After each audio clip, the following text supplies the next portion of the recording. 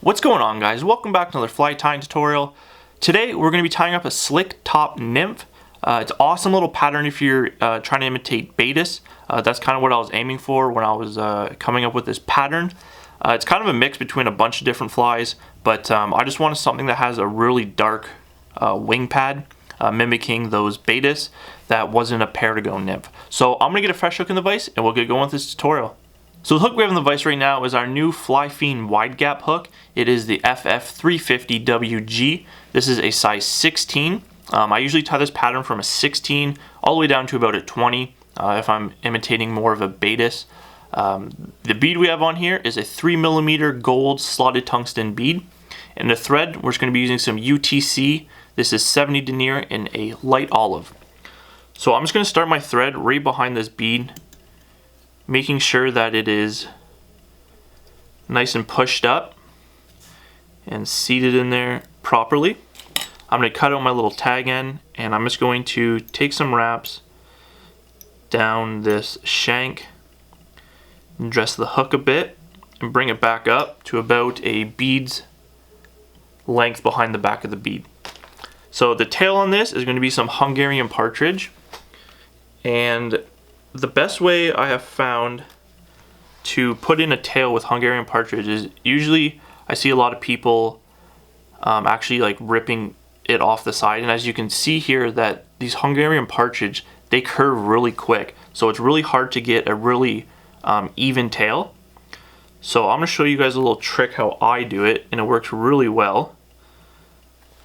This right here is a dyed olive. So what I'm going to do, so I usually like about six fibers in a tail. So what I'm going to do is strip it all down as you would if you were tying in a soft tackle or something. And I'm actually going to cut out this middle piece. So it's like so. Then I kind of just try to get about 3 on each side. You can just cut these on little angles to kind of get them out, just like so. So I have about 3 on each side, 3 or 4 on each side, and I'm just going to kind of pull that together, just like so, and tie this in right on top. You want to make sure that both sides are not overlaying on top of each other. So I'm just kind of making that the length of the hook shank. As you can see, most of those fibers are pretty darn straight. So that's the easiest way to tie in a tail if you're using a Hungarian Partridge. And I think it works pretty well. So if you've never tried that, definitely give it a shot. It's really easy to put a lot of fibers in there and make it really bulky. So just keep that in mind. Just make sure that it's nice and sparse. I got about 8 fibers is pretty good. For the body, it's going to be a wire body, and we're going to be using some UTC.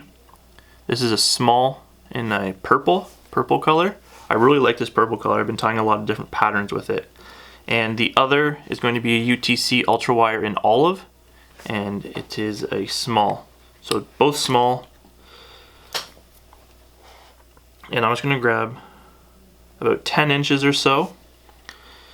And what I like to do is actually just put these wires in the back of the bead there, so it kind of helps from it rolling. And I'm just going to leave these wires right on top of that hook shank.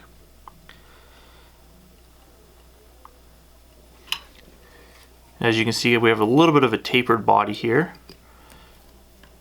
You want to try to keep the bulk down to a minimum.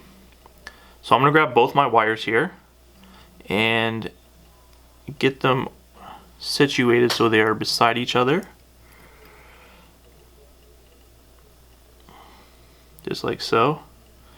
Now I can just make touching wraps up this body. And that olive one really gives a, it gives it some contrast.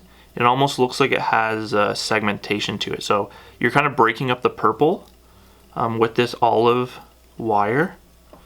And you're kind of just making it look a little bit more lifelike. I think the combo just looks good either way. So I'm just going to bring that up and tie that off. Then I can helicopter that wire out. Sometimes it's a little tricky with two.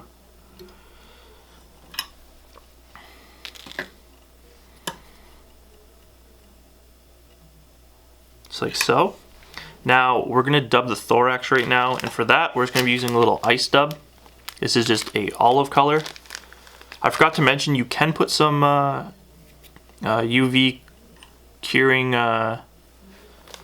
clear coat on there, but I don't bother. I mean, it's wire. It's not the trout isn't going to bite through that. So I'm just going to dub a really sparse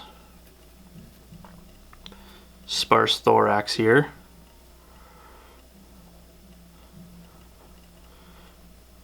Just like so. Now I'm going to be adding a little bit more after I add the legs, so that's why it is really sparse right now. So I'm going to come back to my cape here of my Hungarian partridge, and I'm going to grab a feather from right behind the neck, and these have some really nice barring in them, and I like to use these ones for my legs. So I'm just going to strip off all the fuzzies off the stem, and what I'm going to do is cut the middle section out here. I'll show you once I get this prepped kind of the way that I did it. So that's what it looks like when it's prepped. So I stripped everything off, cut that little notch out. I have about 8 to 10 fibers on each side. You can go a little bit more sparse, but this is a 16, so I kind of wanted a little bit more buggier. So what I'm going to do is just actually grab that and put it right on top. I'm going to hold it, pinch it. I'm going to take 1, 2 wraps, then you can kind of just pull this to your desired length. And on these I usually keep the legs about the back of the body. You can kind of use your finger and get them where you want them. I can come in with my scissors and just cut out.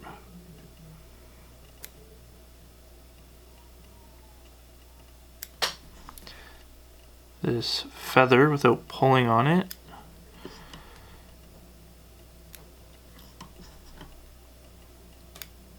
Just like so. As you can see there, I got my legs kind of pointed out. Now this is where I'm just going to add a little bit more dubbing, like literally just a pinch. I just want to kind of cover up these leg butts. And just add a little bit more bulk to this thorax.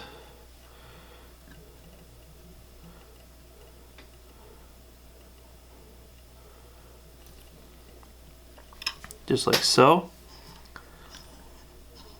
So now we're just going to put this wing pad on, and all I use for that is just some thin skin, and this is just in some mottled black. It honestly doesn't matter what you use because you're going to be putting nail polish over it anyway.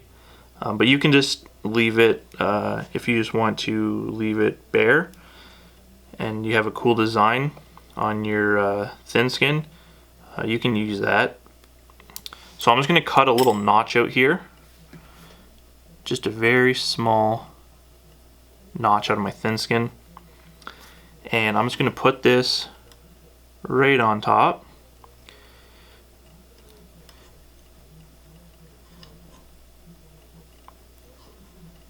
And I like to keep this about halfway down the body, just like that. It's also a good idea to think about your thorax when you're doing this, because you want to try to keep this whole from the back of the bead across all kind of one level. You don't want it really sticking up. You kind of want it to cut the water as nice as possible. If you have it really sticking up, it will drag. So once I get that cut out, I can just throw a nice 4 or 5 turn whip finish in there. Cut this thread out. Now I just like to kind of push down on this this pad just to kind of keep it down a bit. And we are going to put a little bit of Loon Outdoors UV Clear Fly Finish in thin. And we're just going to coat this whole pad here.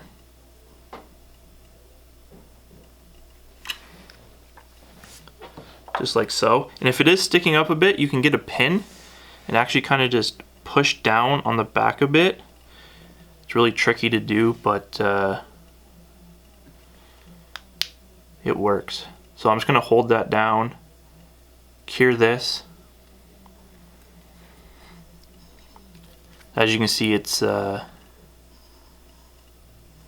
sticking down pretty nice. I'm happy with that. So I'm just going to cure this Loon Outdoors thin. Now I'm going to come in with some black nail polish. It doesn't have to be fancy. Just this same stuff I would use on Partridge nymphs. And we're just going to put a nice black wing pad on here. I just wanted something that is really black and really stands out in the water. Just like so. So you can see it's nice and black. And once that dries, you can put another coat of some fluorescing flow or some thin on there to protect that. But that Loon Outdoor stuff's really strong, so I don't think that it's going to lift up or anything once you catch a fish. So there you have it. Little slick top nymph. Cool little pattern. You can change up the colors, obviously. This is one of my favorite color patterns. And like I said, I'll tie these from a 16 down to a 20 and catch fish on them all day. So hope you liked today's video, guys. If you did, give it a thumbs up. Subscribe to the channel if you haven't yet. If you have any questions about the materials or the fly itself or anything that I used in this video, you can leave that down in the comment section.